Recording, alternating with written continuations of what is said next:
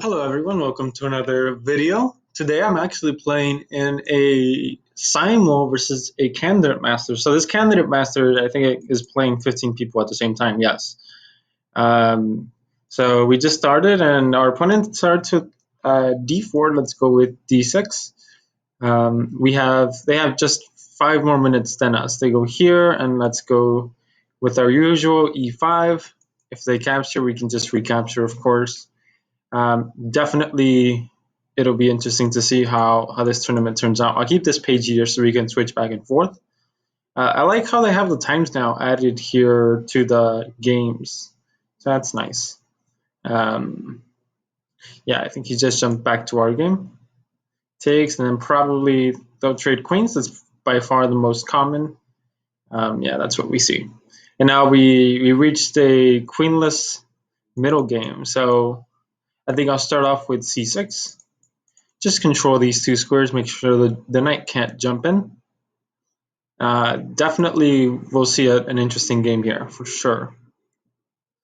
It'll be interesting to see how our opponent plays this out. So bishop here, cuts down on this diagonal. Makes sense. They're probably ready to castle next move.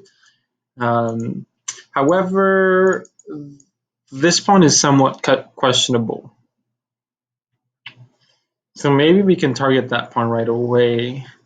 Because if they go b3, then we take control of the dark squares on this side of the board. So I'm going to go for this move. Bishop e6, target the c4 pawn. If they castle, of course, we can just go king c7. And the king is perfectly safe here on c7. With so many pawns on this, just around the king, especially after playing f6, black tends to have a very, very solid position. If not better. Our opponent's rated 2112. I thought they were rated 2300 because it says 2300 up here. Their blitz rating is pretty high. Their rapid, I guess, is 2112. Maybe when they started off the tournament, they were at a higher rating. No, I'm not sure. All right, so our opponent made a move. King here is best. We could play this move, but I think it just makes sense to move this out of the way. And we do see a lot of complications in a position like this. Definitely not an easy position, especially if your opponent knows what to do, but it'll be nice to see what we have here. Here with an attack on this pawn. However, now the f-pawn can't move, so something I was worried about is if they went f4 right away, creating a lot of pressure on this e5 square. But now we have this move. To be fair, they do have knight to d2 now, defending this pawn. So that might have been the reason for which they went knight there. Maybe we can expand with g5, h5, maybe a5, knight here. But of course, everything's all dependent on what we see from our opponent. So knight here defends this c4 pawn. We can try coming here and here and attacking that way. So that's probably unnecessary.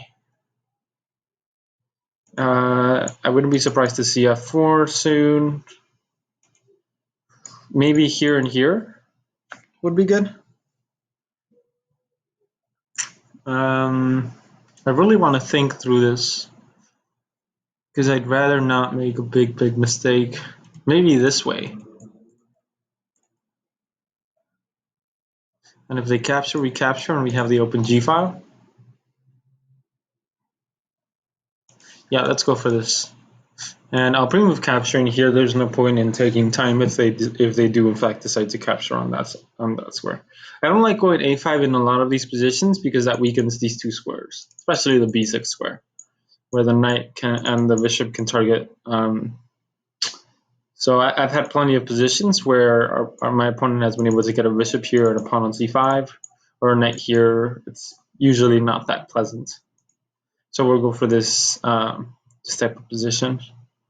And this should be very, very comfortable, especially if they go with f4. Because then knight here could be a possibility.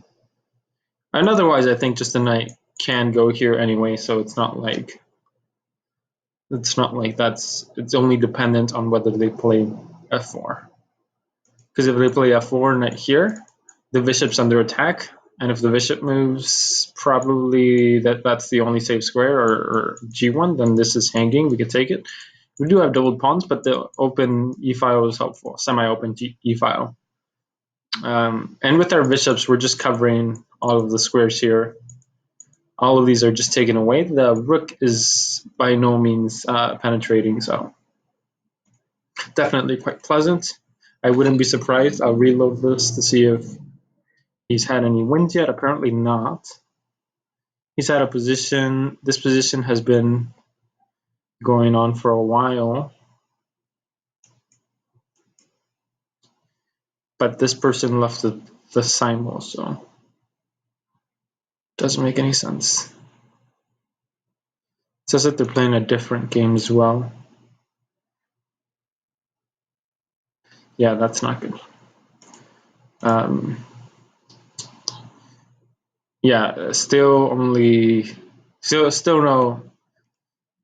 no games that have ended. I wanted to pre-move this, by the way. Yeah, so they decide to take here, but now we do have the bishop pair. Not to say that's a huge advantage or a huge victory. This is under attack.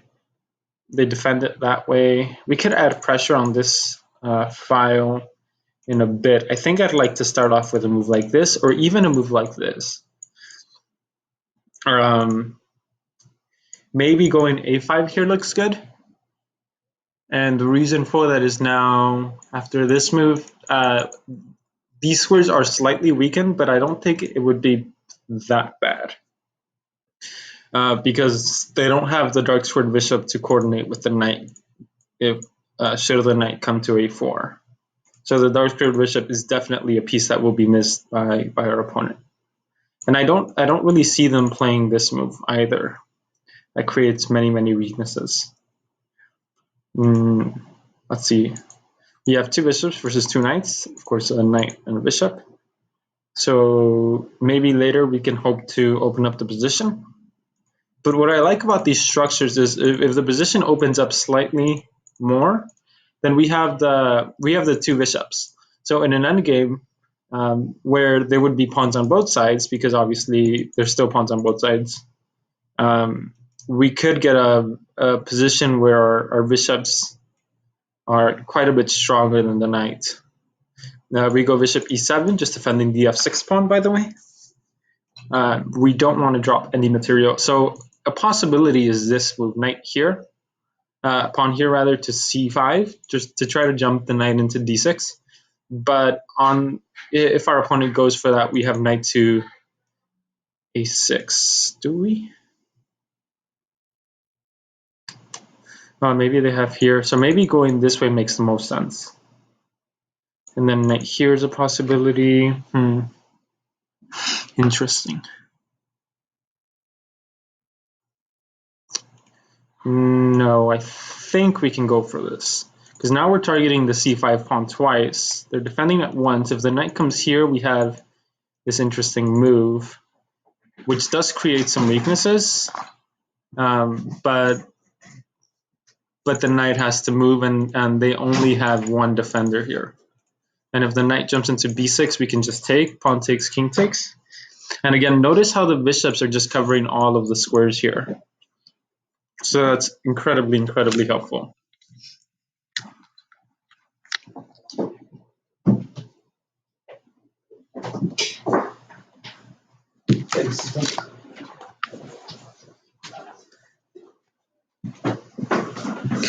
So knight b6 is what we see. Sorry, knight a4.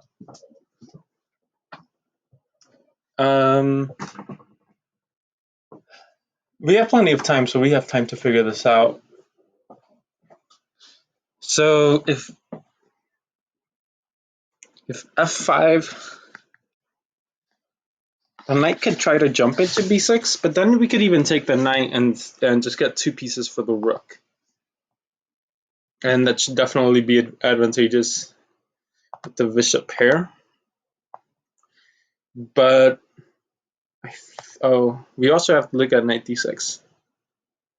But then here we capture, knight captures, takes. That is a possibility. I didn't realize our opponent had that.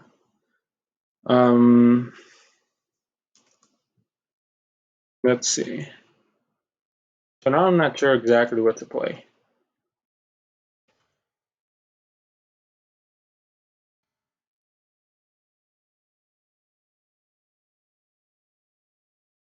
Our opponent's playing quite well, of course.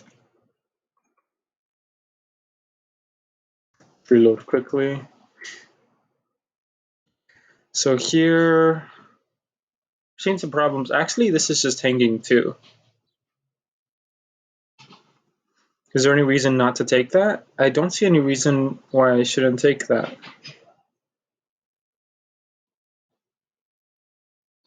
We allow some play, but it's a pawn. It's hard to argue with a pawn because pawns don't speak.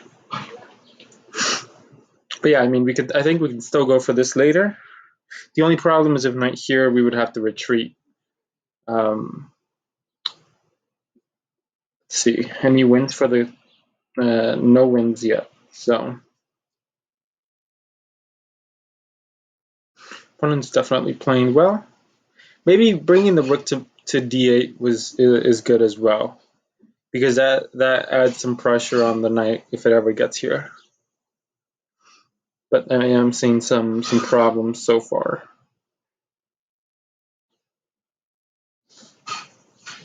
We're up a pawn. We're also threatening this move, by the way. In case you didn't notice, we have an attack on the rook, an attack on the knight, and some bad arrow skills. So,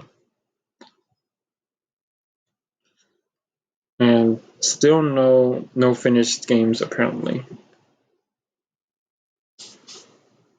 Well, we see in this game they finally made a move, but their opponent is down to 3 minutes, which is usually not a great idea unless you're in a winning position or winning endgame, or you have made in one.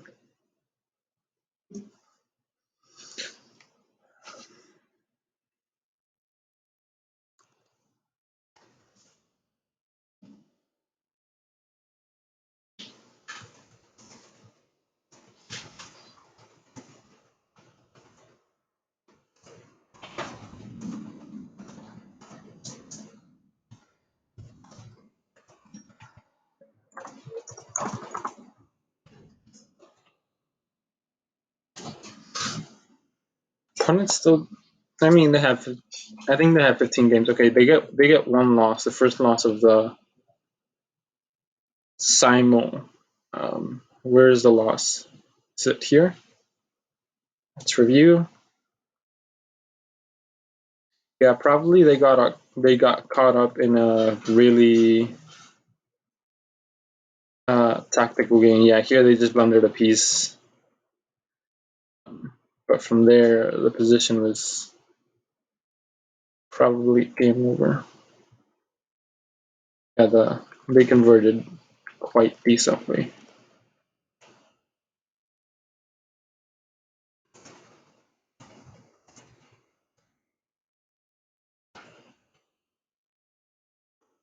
Oh, we were supposed to go back to my game.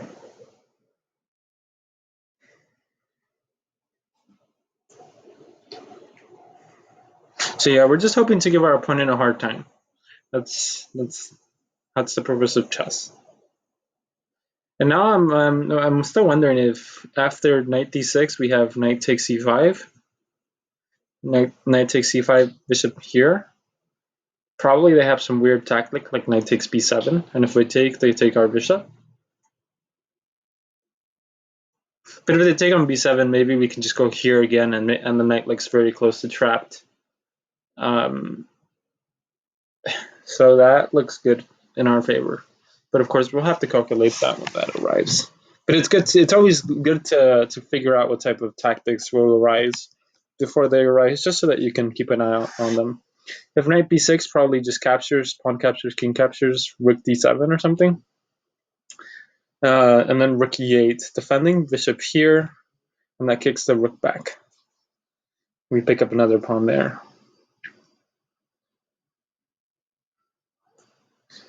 Otherwise, probably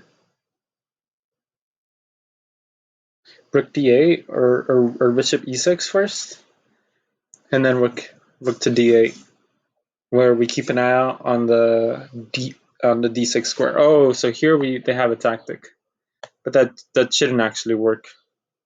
Well, it works, but it's not anything special because they still just lost the pawn. We still have the bishop here, and we still have a very, very good position. Probably, yeah, they go for this move. Probably this move is just winning. After which we capture the c pawn. They capture this pawn, but that's not an important pawn. We have a big, big majority here on the queen side, and that's definitely going to work in our favor. So just bishop here, capture here next, and convert the extra pawn or the extra 2 pawns that we have. But the important thing is we have a pawn majority on the queen side. On this side of the board, we would have 3 to this 1 pawn here, and they have a majority on the king side after assuming they capture this h7 pawn. But it's not like the h7 pawn was useful to us anyway. Not very much anyway. If we're talking in technical terms, we would have a 4 versus 3 in their favor. So again, we could keep the bishops, but this is probably just the easier way to the win. Or we could have gone bishop e6. That might have been better. But now we're just up 2 pawns. After they capture here, we'll be up 1. But the majority on the queen side is I think what's gonna give us the advantage. So now we just have to figure out how to get the win here. We want the king to be active. Want the rook to be active too. Maybe rook here, but then we see here. So start off with bishop here and possibly rook d8 next. And the idea is I don't want my king to go back. I want my bishop to go back because it can just travel up the board much more quickly than my king. My king needs to be further up the board to be useful to me. So bishop there, threatening rook d7, but after rook d8, we capture with bishop and we run the king up the board, probably this way. And we definitely should be using this extra pawn that we have, extra 2 pawns that we have on this side of the board. Capture. Maybe even target these pawns, somehow fix them on squares where they can't move forward. So they have the candidate master has 3 wins, and still that 1 loss that we saw earlier. So let's just start running our king up the board. Our pawns are going to be very, very helpful. And I think the bishop serves a great, great purpose here. Yeah, now we just get to run the king up the board, though. That's the problem with their strategy here. Probably this picks up another pawn, especially after this move.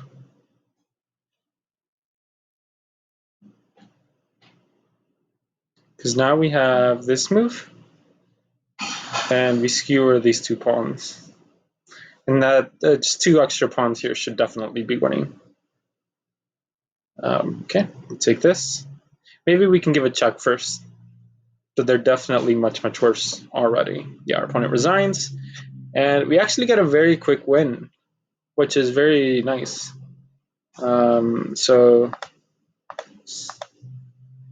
our opponent has their second loss of the tournament. Now let's review. We always like to review. It's important to review. Okay, so here we have an English rat. That's what the position is called. Rat defense. And then after captures, there are plenty of games in this type of position. And a lot of the games favor black. So there's a database here on Lichess where you can check out those games. I won't go over them because we're not going over them right now. But you can always feel free to review this particular position or any position for that matter. In this with this database. So I know there's an endgame table endgame table base. I don't know if that's what it's called, but they do have that as well. But let's keep on going. Queen takes, king takes, and after knight c3, let's turn on the database again. c6, still some positions, or some games in this position rather. Bishop e3, and I think that just gives away White's sort of initiative of having the first move. So bishop e6, castles with check, but that doesn't really do much. It really just helps me get my king to where it wanted to be anyway. So for a lot of players, castling with check like that is an attractive option. But in this particular position, it's not necessarily something that's great. It's just it's just a normal move that kind of helps me get my king where I wanted it anyway.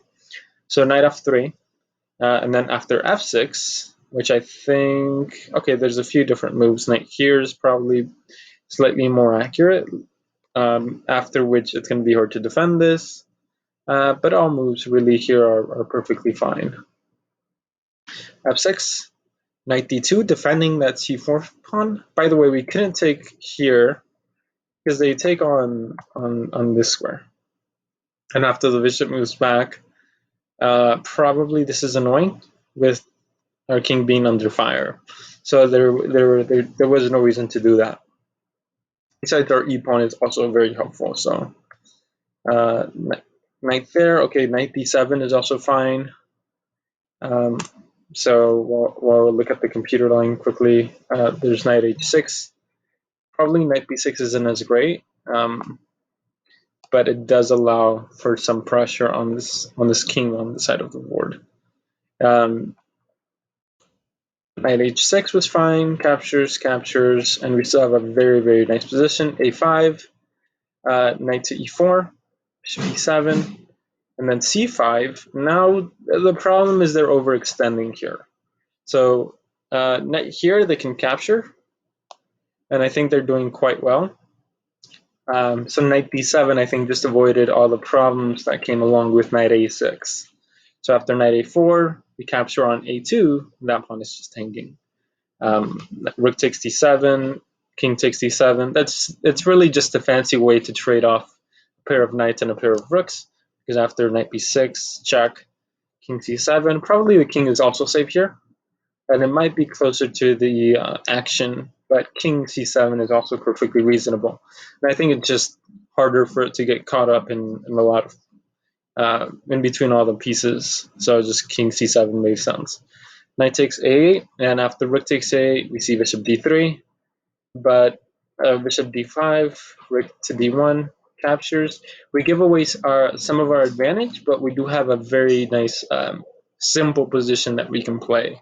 So probably, as I had mentioned, bishop here is fine, and after rook here, for example, this move, if they go here, probably this move, and there's no way to defend this, so that was more accurate. And I saw that in the game after I played the bishop to d5 move. So that's what I saw after. Also, this is a possibility, but after captures. If we capture, then they capture here, and they're not doing as bad. So king here, and the problem is their d6 pawn is weak. So if they ever move off this off that diagonal, maybe rook a6 later on, but they should just be fine for black, especially considering that d6 pawn being very weak. And we're still seeing the problems that arose from the c5 push earlier on, where this pawn is just overextended and doesn't, it really does not belong here. So we traded off, we captured, and we do enter into an opposite colored bishop endgame, which is notorious for being bad, or very drawish anyway.